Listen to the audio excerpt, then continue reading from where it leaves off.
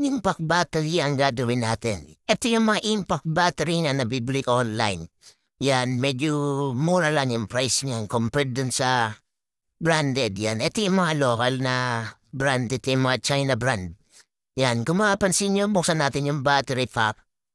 Physical appearance, makikita nyo kagad magaan. Tapos to, pag-check nyo, limulan yung battery niya. Ang gagawin natin yan, i-repack battery natin yan.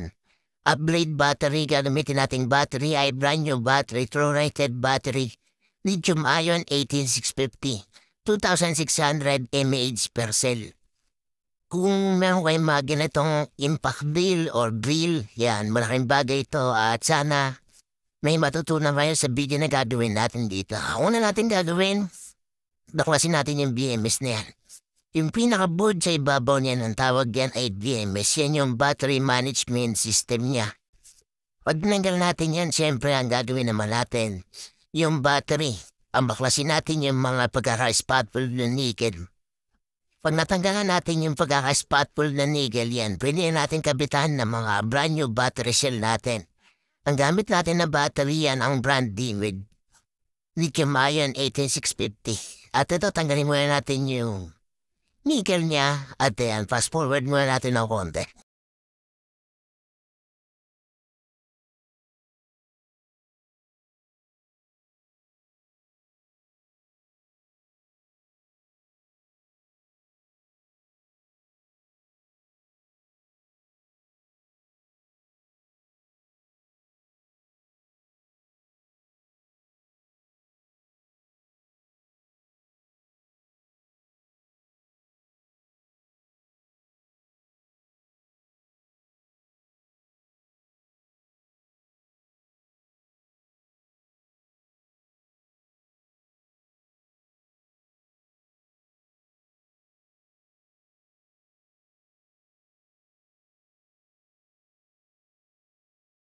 Ito, natanggal na natin yung mga nickel niya at ayan, ito yung battery na nakakabit sa kanya.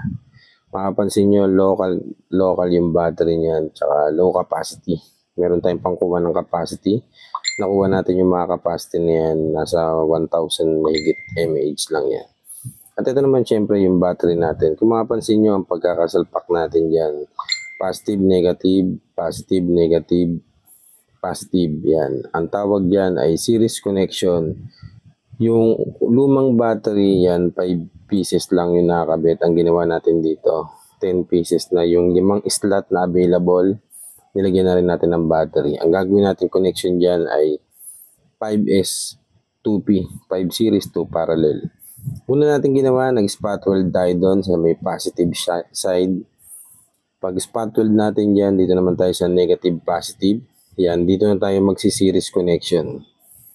Spot weld din tayo dyan. Kung wala kayong spot weld, pwede naman yung soldering iron.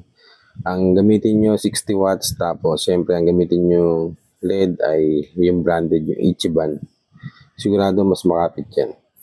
At ito, meron tayong positive, tapos meron tayong series connection doon. Baliktad nyo lang ulit. Negative, positive. Series connection ulit tayo dito. Yan, spot weld lang tayo dyan. After natin may spot weld dyan, baliktarin lang ulit natin yung battery pack para naman dun sa positive, negative ulit. Yan, magsi-series connection ulit tayo dyan. Yan, spot weld muna tayo. Ang gamit natin na to, tabbing wire yan ang tawag dyan. Tabbing wire. Yan, sa mga online available yan. At ito naman, negative, positive. Yan, ano na naman tayo dyan, spot weld tayo.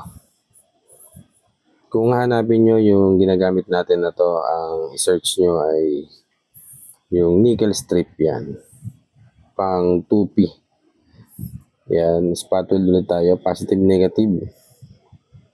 After natin may spot weld yan, baliktarin ulit natin. Yan, dito naman tayo ulit sa negative, positive.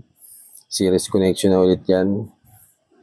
Pag tap natin ito, yan, nakabuo na tayo dyan ng 5 series, 2 parallel. Yan, ang nominal voltage ng lithium-ion 18650 ay 3.7 volts per cell. Sa full charge naman, 4.2 volts per cell. Times 5 natin, 21 volts ang total voltage niyan. At ito, natin yun naman negative side. spot weld ulit tayo dyan sa negative side. Yan. Nakabuo na tayo ng 5S2P. After nito, syempre, ikakabit na natin yung BMS. At ayan, na-spot weld na natin. Upgrade battery yung ginawa natin dito. Sigurado yung mga impact nyo na hindi pa napipihit, yung mga lagnat na masisikip yan. Ito, sigurado to, tested to, na mapipihit nyo na yan. Hinangin muna natin yung mga nickel natin. Yan. Yan, mapansin nyo, ang gamit natin na LED, ang brand niyan ay Ichiban. Sa BMS, di naman kayo malilito dyan. Mapansin nyo yung red wire. Yan yung positive natin. Siyempre, hinangin natin yan dun sa may positive side ng battery. Tapos yung black wire naman, negative naman yan. Dun naman sa negative side. Yan, unahin natin hinangin yung negative. Pagka hinang natin yung negative, dun sa BBMS, may makikita kayo dyan B1 na nakalagay. Doon naman natin siya itatap sa B1, yung una nating series connection. Yung mapansin nyo, yun yung negative, yung black. Ito yung B1. Yan, linangin natin dyan. After nyan, susunod naman yung B2. Sa BMS, makikita nyo rin yan. Para hindi kayo malito. Ito naman yung B2. At yan. After nung B2, sa B3 naman, hinangin ulit natin yung B3. Yan. After nyan, yung B4. Makikita nyo yan lahat sa BMS. Nakalagay yan dyan. And after natin mahinang, yung B4 sa B positive naman. Kapag nahinang natin yan, ang gagawin natin, kuha natin ng volts, syempre, yung out ng BMS. Negative, positive.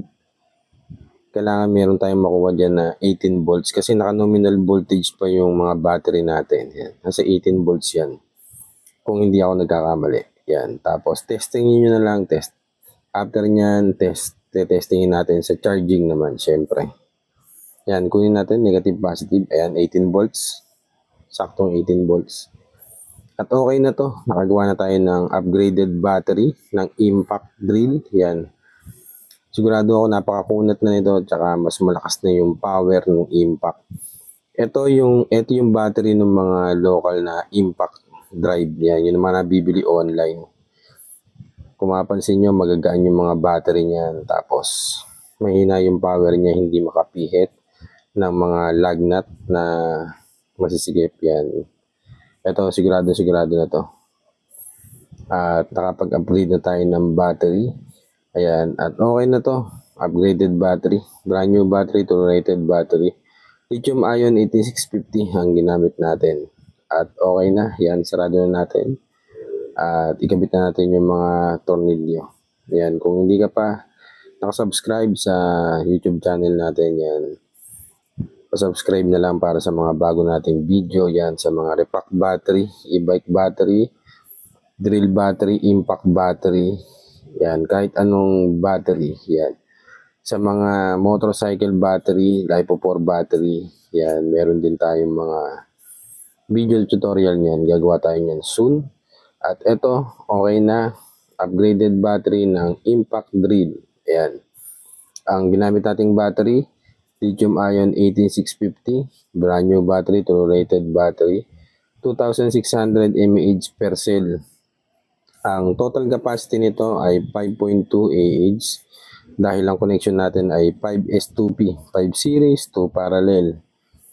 Pag parallel connection, nag-a-add yung capacity. Pag series connection naman, ay nag-a-add yung volts. Since 5S yan, 3.7 times 5. Ang nakuha nating voltage ay 18 volts. Ang full charge naman yan, ng battery na yan ay 21 volts yan. Yung nakalagay